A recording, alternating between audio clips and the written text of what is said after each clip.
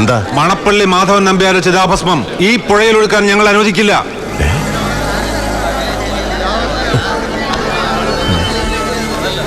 ആർക്ക് വേണം നിന്റെ അനുവാദം? മുമ്പ് ഇത് മാറിക്കണം. നടക്കില്ലെന്ന് ഞങ്ങൾ പറഞ്ഞാൽ അതിന്റെ അർത്ഥം നടക്കില്ലെന്ന് തന്നെയാ. മണപ്പള്ളിക്കാർക്ക് അതിൽ സംശയം വേണ്ട. എന്ത് ധിക്കാരമാണ് ഇത്?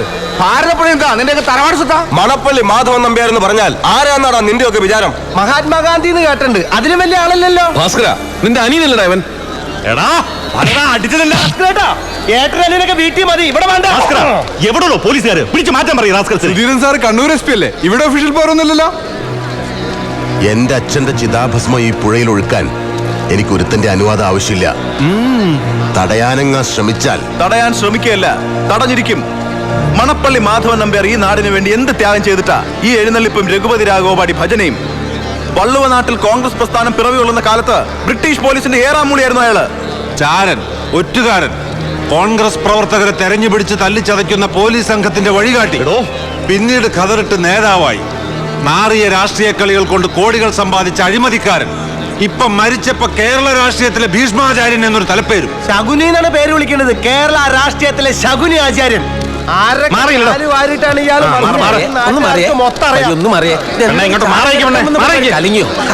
ചേച്ചി ഒന്ന് മാറിയേ, ഒന്ന് കാണട്ടെ ചേച്ചി.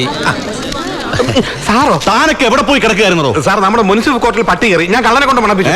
അല്ല, കള്ളം കയറി ഞാൻ പട്ടിയെ കൊണ്ട് മണപ്പിച്ചു. എന്താ സാറോടെ പ്രശ്നം? എന്താ വേണു മാഷ പ്രശ്നം? ഈ നിൽക്കുന്നവർ തന്നെയാ പ്രശ്നം. അതങ്ങോട്ട് തല്ലി ഓടിച്ചു വിട്. തന്നോട് ചോദിച്ചില്ല. ചിതാഭസ്മവുമായി ഒരുത്തനെയും പുഴയിലേക്ക് ഇറങ്ങാൻ ഞങ്ങൾ അനുവദിക്കില്ല. എന്താ മിസ്റ്റർ, എന്താ നിങ്ങൾക്ക് ഇതിൽ പറയാനുള്ളത്?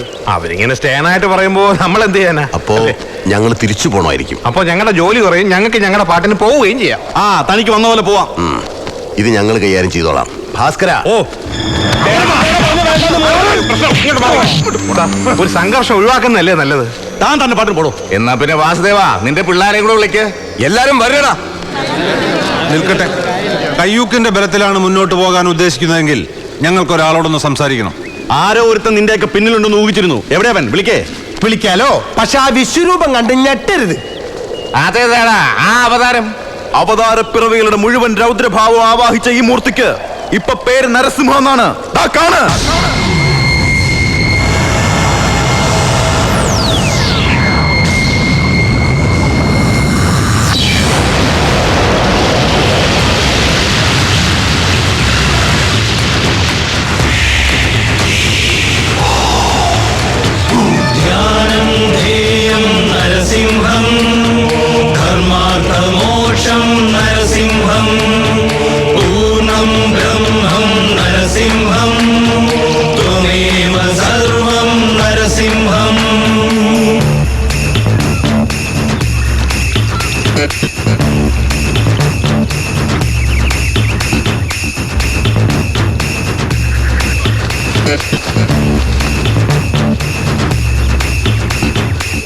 പവിത്ര, ഒരു മകന്റെ ധർമ്മമാണ് അച്ഛന് യഥാവിധി അന്ത്യകർമ്മങ്ങൾ ചെയ്യുക എന്നത്.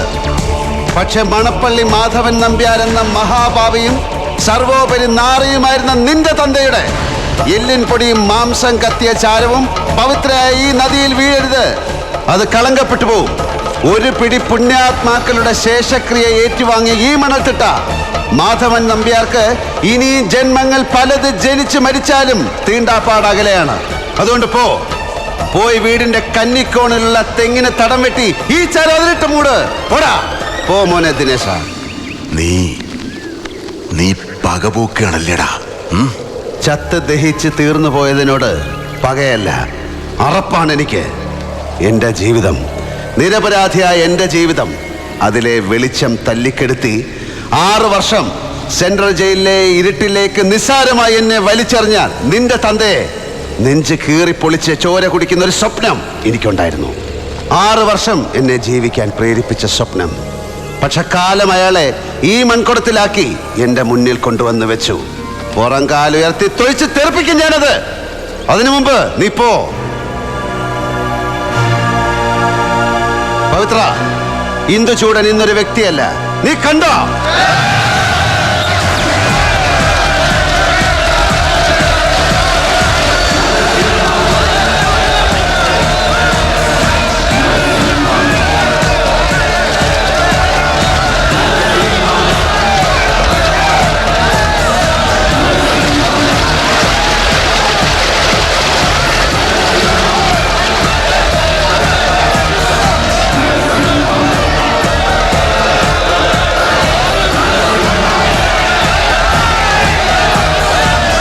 നിനക്ക് ജയിക്കാനാവില്ല. ശേഷക്രിയ ചെയ്യാൻ വന്നവർക്കെല്ലാം കൂടെ കൂട്ടക്രിയ നടത്തും അവർ. ഞാൻ തിരിച്ചു പോകുന്നു. ഈ മൺകുടം തിരികെടാത്തൊരു വിളക്കിന് മുൻപിൽ ഞാൻ സൂക്ഷിക്കും. നിനക്കുമുണ്ടല്ലോ ജന്മം തന്നൊരാൾ. മരണം ഒരു നാൾ അയാൾക്കും സംഭവിക്കും. അന്ന് ഈ മണപ്പുറത്ത് നീ ബലിയിടാനായിരിക്കുമ്പോ ഞാനുണ്ടാവും. ഈ മൺകുടത്തിൽ അവശേഷിക്കുന്നത് ഇതേ പുഴയിൽ ഒഴുക്കാൻ. മോനെ ദിനേശ, അതിമോഹമാണ് അതിമോഹം. എന്റെ അച്ഛന്റെ ചിത കത്തുന്ന കാലം വരെ നിനക്കായുസുണ്ടാകും എന്ന മോഹം. അത് തെറ്റായിരുന്നു എന്ന് ബോധ്യപ്പെടുമ്പോ നീ വാ. അച്ഛന്റെ കാൽവരലിലെ 2 or 3 നഖം വെട്ടിത്തരാൻ ഞാൻ കൊണ്ടുപോയി ചന്ദനമുട്ടിയിൽ വെച്ച് കത്തിച്ച് ആശ തീർക്കാം. നിനക്ക് ആശ തീർക്കാം. 6 വർഷത്തെ ഇടവേള കഴിഞ്ഞ് ഇന്ദുചൂടൻ വന്നിരിക്കുന്നു. പുതിയ കളികൾ കാണാനും ചിലത് കാണിച്ച് പഠിപ്പിക്കാനും. നീ പോടാ മോനെ ദിനേശ.